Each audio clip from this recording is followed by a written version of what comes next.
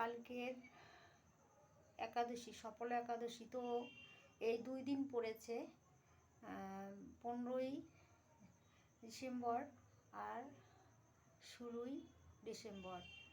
তো আমাদের এই বৈষ্ণব ধর্মে কিন্তু এই 16 তারিখই করছে সবাই। তো এই সফলা একাদশী মানে প্রত্যেকটা একাদশী কিন্তু প্রত্যেকটা একাদশী খুব গুরুত্বপূর্ণ এবং খুব ভালো, ভগবানের শ্রীকৃষ্ণের প্রিয় দিন। তো তার মধ্যেও এক একটা একাদশীর এক একটা মাহাত্ম্য আছে। তো এই যে সফলা একাদশী, এটা তুমি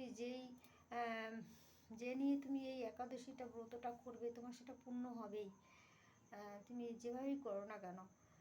আর এটা করা উচিত। আমাদের এই সনাতন ধর্মে জন্ম নিয়ে আমাদের এই ধর্মীয় কাজগুলো করা উচিত একান্ত পক্ষে।